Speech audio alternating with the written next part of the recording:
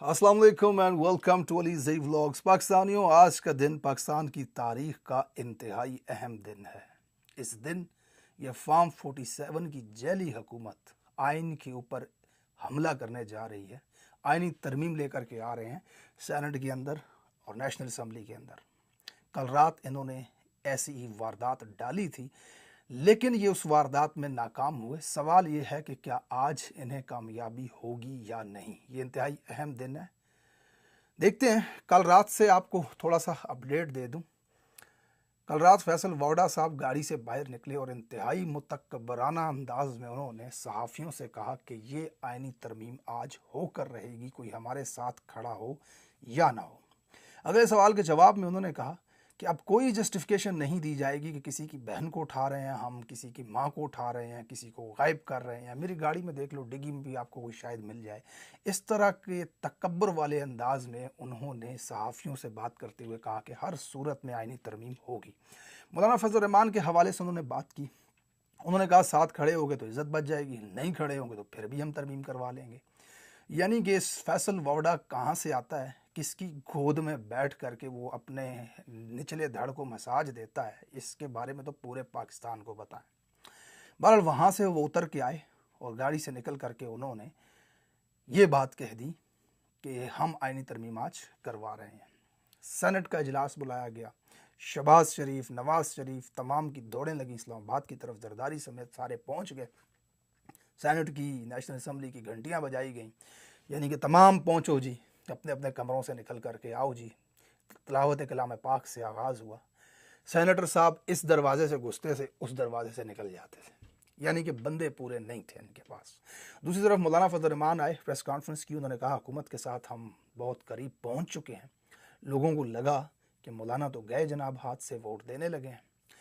लेकिन मौलाना साहब ने एंड पे एक बड़े मज़े की बात कर दी कि खान साहब की तरफ से बड़ा पॉजिटिव पैगाम आया मेरी तरफ और मैं उसका शुक्रगुजार हूँ।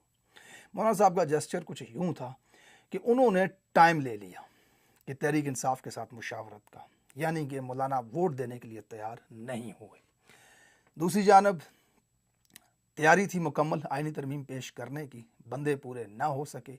लेकिन तहरीक इंसाफ के कुछ लोग बिक चुके हैं, उन्होंने पैसे ले लिए हैं। उनके हवाले से आपके साथ में डिटेल शामिल करूंगा कि वो कौन लोग थे, जिनमें सबसे पहले नंबर पर जरका सेनेटर हैं, इस वक्त लाहौर से। ब्यूटी सालून एक चलाती हैं, वहाँ पर अपना स्किन केयर का नाम है उसका। और दूसरे हैं फैसल सलीम, खैबर पख्तूनख्वा से। अब इन दोनों ने पैसे पकड़ लिए 1-1 अरब रुपया। तहरीक इंसाफ के ऑफिशियल पेजेस के मुताबिक इन्होंने ज़मीर बेच दिया, पैसे ख़रीद लिए। अब देखिए, याद रखिए, तहरीक इंसाफ का कोई भी मेंबर इस आइनी तरमीम में वोट देता है तो उसका सिर्फ मतलब ये नहीं है उसने खान के साथ धोखा कर दिया। इसका मतलब वाज़े और क्लियर अल्फाज में ये है कि वो इमरान खान के डेथ वारंट के ऊपर साइन कर रहा है। इमरान खान को मिलिट्री कोर्ट में ट्रायल करने के ऊपर वो आमादा है और इसमें मदद कर रहा है। वो इमरान खान को शायद इन जालिमों की तरफ से सजाए मौत दिए जाने के हक़ में आ चुका है।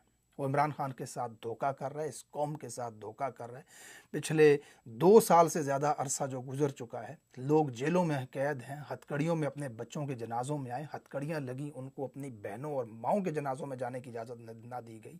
उन तमाम लोगों के साथ वो शख्स धोखा कर रहा है इमरान खान के ख़िलाफ़ वोट दे करके। इस आज़ादी की तहरीक के लाखों मुजाहिदीन के ख़िलाफ़ जा कर के खड़ा होता है, सिर्फ 1 अरब रुपए की कीमत के ऊपर। वो अपने ज़मीर को बेचता है, अपनी आने वाली नस्लों को बेचता है, वो पाकिस्तान के मुस्तकबिल को बेचता है, पाकिस्तान की जुडिशरी को बेचता है, वो पाकिस्तान के आइन को बेचता है। ये जलालत के इंतहाई निचला दर्जा है जो जरका और फैसल सलीम गिर चुके हैं जिस मकाम के ऊपर। आप लाहौर में लोगों की मसाज करती थी, आप वहां पे लोगों की टांगों के बाल मुंडती थी। आपको वहां से उठा करके पाकिस्तान के अपर हाउस में ला करके बिठाया गया, ईवान बाला के अंदर। सिक्योरिटी की गाड़ियां प्रोटोकॉल की 2 आगे 2 पीछे आपके साथ होती थी। गली का कुत्ता आपको नहीं था जानता जरका नाम की आंटी यहाँ पे कहाँ रहती है। आपको ईवान बाला में ला करके बिठाया गया तहरीक इंसाफ इमरान खान की तरफ से। और आप इस लेवल का, इस दर्जे का घटिया, नीच, गलीज़पन करेंगी। एहसान फरामोशी का भी कोई लेवल होता है, एहसान फरामोशी की भी कोई हद होती है। आप इतना गिर गई कि अपने उस मोहसिन के खिलाफ उसके डेथ वारंट के ऊपर साइन करने तैयार हो गई। पाकिस्तानियों, मैंने आपको पिछले 3 दिनों से मुसलसल वीलॉग करके बता रहा हूं, बल्कि पिछले 5 दिनों से, कि ये औरत बिक चुकी है। आपको याद होगा जो लोग मेरे वीलॉग्स को कंटिन्यूसली देख रहे हैं, मैं ट्विटर की एक स्पेस में मौजूद था, समी इब्राहिम को कॉल आई, उन्होंने हमसे इजाजत मांगी कि भाई जरका की कॉल है मुझे, और फिर उन्होंने 15 मिनट बाद हमें आकर के बताया कि जरका ने मुझे कॉल की, उसने कहा मैं नहीं वोट दूंगी खान के खिलाफ, मेरा बेटा मुश्किल में है लेकिन मैं नहीं दूंगी किसी सूरत। फिर उसी रात इन्होंने वीडियो बनाई, वीडियो बना के कहा कि ये हो ही नहीं सकता कि इमरान खान के खिलाफ वोट दे दूं। मैंने अगले दिन आपको वीलॉग करके बताया झूठ बोल रही है ये औरत। क्या एविडेंस था मेरे पास कि ये 2 बातें कर रही थी। एक ये कि मैं किसी सूरत इमरान खान के साथ धोखा नहीं करूंगी, कौम के साथ खड़ी हूं, साथ ही कहती थी मेरा बेटा अगवा है। ये 2 बातें कर रही थी। इसका मतलब क्या था? इसका मतलब ये था कि इनको कंफर्म ही नहीं था कि आईनी तरमीम आ रही है या नहीं, क्योंकि नंबर पूरे नहीं थे, मौलाना उधर खड़े हैं या इधर खड़े हैं, किसी को पता ही नहीं था। तो अब आईनी तरमीम आए ही ना और मैं मुंह काला करवा बैठूं, ये तो नहीं हो सकता। अब जनाब, अगर आईनी तरमीम आई, वोट देने गई, तो कार्ड हाथ में मौजूद है, बेटा अगवा था, और अगर आए ही ना तो फिर कहूँगी इमरान खान के साथ मरते दम तक वफादारी करने वाला कार्ड, वो जो हाथ में पकड़ा उन्हें साफियों को फ़ोन करके कह रही है, ट्विटर पे वीडियो डाल रही है, सोशल मीडिया एक्टिविस्ट को बता रही है कि मेरे खिलाफ ये प्रोपेगेंडा बंद करो, मैं नहीं दे रही खान के खिलाफ वोट। आज तहरीक इंसाफ का ऑफिशियल पेज कह रहा है कि ये बिक गई है, सोल्ड आउट, खरीद लिया गया इनको 1 अरब रुपए में। बहरहाल, अब अंदाज़ा लगाएं इस मुआशरे में आपको कैसे कैसे लोग मिलते हैं। एक तरफ जरका है, फैसल सलीम है, और एक तरफ आदिल बाज़ई है।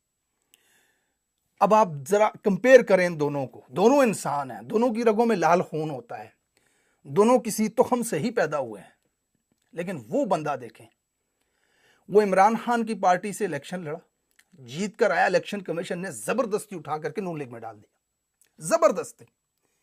वो कहता है भाई मैं तहरीक इंसाफ का हूं, बल्ला ले लिया था, आजाद निशान से जीता हूं, मैं पीटीआई का हूं। वो वहां से उठ करके अपोजिशन के बेंचों पे आकर बैठता है, नेशनल असेंबली के अंदर पीटीआई के साथ आकर के बैठता है, वो नहीं मानता। अब उन्होंने बड़ी कोशिश की जनाब, मियां साहब ने जबरदस्ती डाला हुआ था इलेक्शन कमीशन के जरिए। अब ये जब नहीं माना तो मियां साहब ने उसको इसके खिलाफ दरख्वास्त दे करके उसको डी सीट करवाने की धमकियां दे दी कि भाई इसको डी सीट कर दो, ये पार्टी के खिलाफ जा रहा है। खड़ा रहा, अमीर आदमी है, पैसे वाला आदमी है, बिजनेस है उसके बलूचिस्तान के अंदर, बड़े बड़े प्लाजे करोड़ों रुपए लगा करके बनाए गए, मशीनरियां ले जाकर रोजाना उसके प्लाजे गिरा रहे हैं, वहां पर बड़ी बड़ी मशीनें और क्रेनें लगा करके उसके घरों और डेरों फार्म हाउसेस को मस्मार किया जा रहा है। लेकिन एक ही ट्वीट करता है ट्विटर पे आकर के, आखिरी सांस तक इमरान खान के साथ खड़ा रहूंगा। सीट चली गई, प्रॉपर्टियां गिरा दी गई, हक लाल के जो करोड़ों के उसने जो दौलत उसके पास थी, उसके वालिदैन की थी, जहां से भी थी, पैसे थे ना अपने, हाक में मिलता देख रहा है उनको, सख्तियां जो उसके ऊपर मफरूरी काट रहा है वो। लेकिन नहीं, तहरीक इंसाफ को नहीं छोड़ा, सिर्फ किस लिए? उसने कहा था खान साहब मुझे टिकट दे दें। खान ने टिकट दिया और उस टिकट से जीता, आज वो खड़ा है। और जरका जैसे जिनको सेनेट में ला करके पीटीआई ने बिठाया, पैसे लेकर के बिक गए। ये सिचुएशन है बहरहाल अब तक की। आज के दिन क्या अपडेट होने वाली है? आज के दिन सेनेट का इजलास है, 2 बजे वफाकी कबीना का है, 3 बजे सेनेट का और 6 बजे कौमी असम्बली का इजलास है।